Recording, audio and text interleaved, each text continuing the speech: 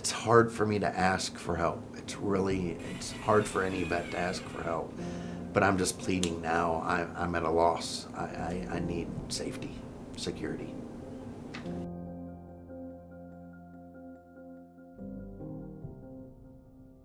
My name's Kris Morgan. I am the founder and owner of Flags for Vets Made by a Vet. Growing up, I was born in Louisville, Kentucky. Had some issues with my stepfather, and so decided to move to Kansas. I did that in the 9th grade, and then I finished high school there, and that's where I joined the military from. I joined in January 1994. The bombing of the Oklahoma City Afro-Memorial Building happened. I immediately said, I'll go help, thinking when I was going down there that it was going to be moving rubble and whatnot. And we arrived about 2 hours after the bombing. Come to find out, I was body recovery. Things I saw down there is just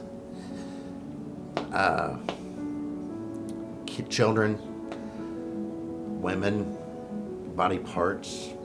Being 20 years old at the time, I had no kids. It didn't really affect me, honestly. That at that moment in time, I just thought, it's my job. It's what I got to do. And then my daughter was born.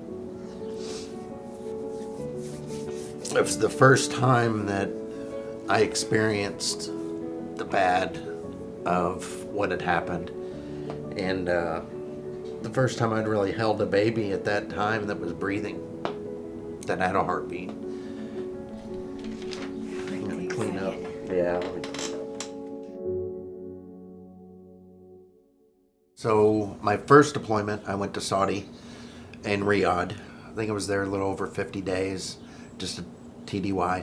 So that's when I received my injury. I lost my footing out on the flight line, trying to clear the ground equipment from the aircraft, and lost my footing and tripped and fell and hit my head. Just diagnosed me with a mild concussion and sent me back to my tent. Got over it, got over the headache, finished my deployment, got home, and I just kept getting migraines, and they couldn't figure out why. About a year after my injury, I just randomly started passing out. And they went in and put a heart monitor in my chest because they thought I was having a heart problem and not getting enough blood to my brain. And with a bunch of other tests, they had determined that it was my brain telling my heart to stop. But my heart was healthy enough that it was like, okay, something's not right. Let's get kicked back on.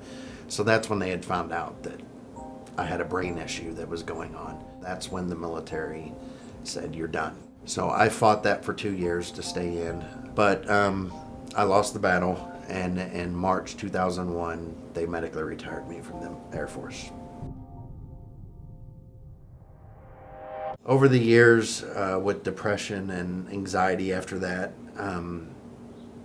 the more that I was having seizures was the more I realized whenever I get really stressed out or really depressed is when I would have a seizures. The divorce happened after 19 years of marriage, and I found myself on the downhill climb again, and that's when I had decided I'm gonna come out to the garage and throw wood together and see what happens. Yes, growing up, my grandfather, he was like a second father to me. We were very close. He was my fishing buddy. He was real good into woodworking. I loved woodworking, and I never did anything with him, but I always sat in the garage and watched him. When he passed away, I was adamant to my family, look, I want his woodworking stuff. I want that. And self-taught, I guess you could say. Learned a little bit from him, but not hands-on stuff. And when I was out here setting up the shop, and I know he was there with me, and I know he was coaching me. I didn't think of this. I know it was my grandfather being, we're givers. Give them away. Just keep giving them away, and it fuels you. It fuels your heart, and that's where I'm at now. When I was working on that flag, I didn't think about the depression. I didn't think about any of the negativity.